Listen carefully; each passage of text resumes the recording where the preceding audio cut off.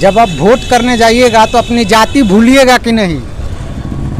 हम बिल्कुल जाति भूलेंगे हम जब भी वोट करने जाएंगे तो, और हम ये देखेंगे कि हमारे आइडियोलॉजी के साथ किसका कौन मिलता है, जिसका आइडियोलॉजी भले हो मेरी जाति का नहीं हो, मेरे धर्म का भी नहीं हो, लेकिन हम उसी को वोट करेंगे जिसके साथ हमारी आइडियोलॉजी में मीट करती है। जरूरी नहीं कि जो मेरी जात का नेता है हमारा विचार उससे मिले ही, ऐसा हम जात से बंधे हुए कभी वोटिंग नहीं करेंगे और न किए हैं। जब भी मौका मिला है तो उसे उठकर अपने विचारों को, जिससे हमारा विचार मिला, लगा कि हाँ जो मेरी मांगे हैं वो पूरी करेगा, या जो उसका रुख है किसी मुद्दे पे वही मेरा भी रुख रहता है, दोनों का एक मिलन होता है, तो मुझे लगता है कि वो सही है, फिर उसके लिए वोट करो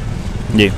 तो अगर जाति अगर मैटर नहीं करता तो भारत सरकार फिर जातिगत जनगणना क्यों करवाती है? देखिए, जातिगत जनगणना आज के मामले में समझ लीजिए कि एक राजनीतिक मुद्दा बन गया है। सबसे पहले आप जान लीजिए कि ये जिस तरह से एक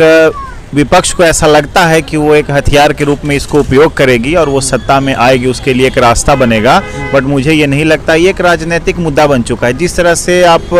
पिछले लोकसभा चुनाव में जब हुए तो सबने बोला संविधान खतरे में है, संविधान खतरे में है, तो इससे लगा कि चलो भाई कुछ फ़ायदा होगा, तो विशेष कुछ फ़ायदा तो हुआ नहीं।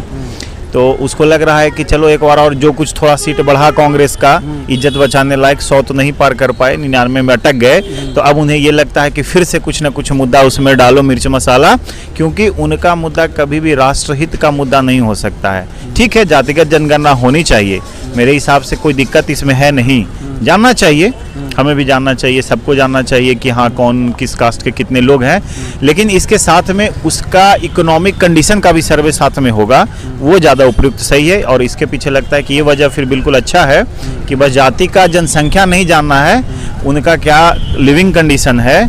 क्या उनका आर्थिक कंडीशन है वहाँ पे, वो भी हमें समझ में आएगा, तब इसका एक पर्पसफुल मीनिंग होगा, इससे कोई दिक्कत नहीं है जी। तो आपने कहा कि जातिगत जनगणना होनी चाहिए, इसमें कोई दिक्कत नहीं है, लेकिन अगर जातिगत जनगणना के आंकड़े नेताओं के हाथों में लग जाते हैं तो नेता लोगों को पता चल जाएगा कि किस क्षेत्र में किस जाति की बहुलता है,